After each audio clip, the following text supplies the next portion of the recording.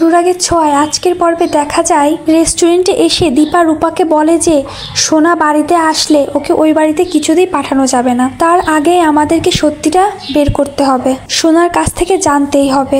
রূপা বলে মা সোনাকে আমাদের কথা শুনবে? আর সোনার সঙ্গে তো রুডিও থাকবে। দীপা বলে হ্যাঁ, তাই তো আমাদেরকে সাবধানে কাজটা করতে হবে। সোনার ব্যাগের মধ্যে আমাদেরকে ক্যামেরা সেট করতে হবে যাতে সোনার সমস্ত গতিবিধি আমরা লক্ষ্য করতে পারি। রূপা বলে মা এতে আমি তোমার সঙ্গে আছি।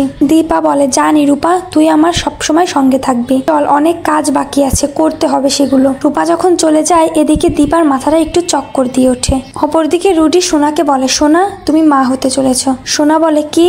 না না, এটা হতে পারে না। অপরদিকে কুন্তলা কুমার একজন নার্স নিয়ে এসে বলে সোনাকে এই নকল রিপোর্টটা দেখাতে যে সোনা মা হতে চলেছে। তারপর কুন্তলা কুমার নার্সকে বলে সবই তো ঠিক আছে, কিন্তু পিরিয়ড যদি হয়? নার্স বলে না, ও নিয়ে আপনাকে কোনো চিন্তা করতে হবে না, আমি সোনাকে ওষুধ খাইয়ে দিয়েছি, সেই কারণে ব্যাপারটা কয়েক মাস পিছিয়ে যাবে। এই বলে নার্সটা ভেতরে চলে যায়। অপরদিকে কুন্তলা কুমার বলে সোনা এত সহজে বুঝতে পারবে না, কারণ তার মধ্যে দীপার গুণ একটু কমই আছে, তার মধ্যে শুধু সূর্যর গুণ আছে। সূর্য এত বড় ডাক্তার হয়ে নিজেও বুঝতে পারিনি যে সে বাবা হতে পারবে কিনা। এসব বলে কুন্তলা হাসতে থাকে।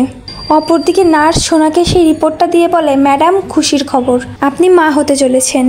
সোনা রিপোর্টটা দেখে বলে না না, এ হতে পারে না। রুটি বলে সোনা এটাই হয়েছে, তোমার নিজেকে শেষ করা আর হলো না, তোমার সারা জীবন এখানে এইভাবেই কাটবে, আর এইদিকে তোমাদের পরিবারকে আমরা একটু একটু করে পথে বসাবো। কুন্তলা কুমার একটা বরণডালা নিয়ে এসে সোনাকে বরণ করে আর বলে সোনা তুমি পুত্র সন্তানকে জন্ম দিতে চলেছ, এই বাড়ির উত্তরাধিকারী। ঠিক সেই সময় সূর্য বাড়িতে এসে সোনা সোনা বলে ডাক দেয়। সোনা তার বাবার গলার আওয়াজ শুনে বাবা বলে চিৎকার করে ওঠে। সূর্য বলে এটা সোনার গলা না? সোনা এভাবে চেঁচাচ্ছে কেন? এই বলে সূর্য যখন ভেতরে যেতে যায় ওই বাড়ির কাজের লোক সূর্যকে আটকায় এবং তাদেরকে বসতে বলে। অপরদিকে সোনা ছুটে তার বাবার কাছে যেতে চায়, কিন্তু কুন্তলা সোনার হাত ধরে বলে এই নে রুডি, সোনাকে সামলা। এই বলে কুন্তলা বাইরে চলে যায়। অপরদিকে রুডি সোনাকে বলে সোনা তোমার পরিবারকে কি বলবে গিয়ে? সেই যাকে তারা অপছন্দ করে যাকে তারা অপছন্দ করে তার সন্তান তোমার পেটে, তোমাকে কেউ স্বীকার করবে না সোনা। তারপর একা এই বাচ্চাটাকে কিভাবে মানুষ করবে তুমি? তোমার মায়ের কাছে তো হেরে যাবেই তুমি,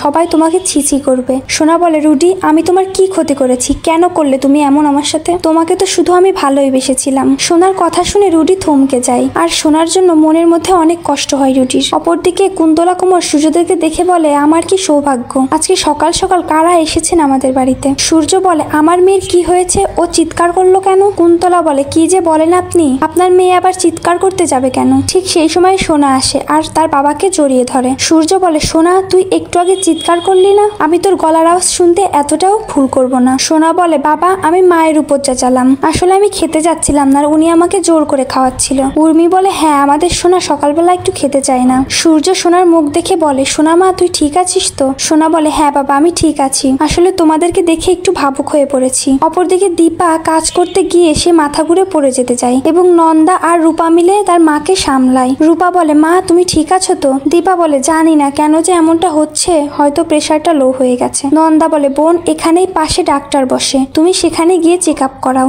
দীপা তো প্রথমে সেখানে যেতেই চায় না, কিন্তু রূপা জোর করায় যায়। আর নন্দা যেখানে ডাক্তারের দেখানোর কথা বলেছে সূর্য সেখানেই কাজ করে। আজকের পর্বটি কেমন লেগেছে কমেন্ট করে জানাতে ভুলবেন না।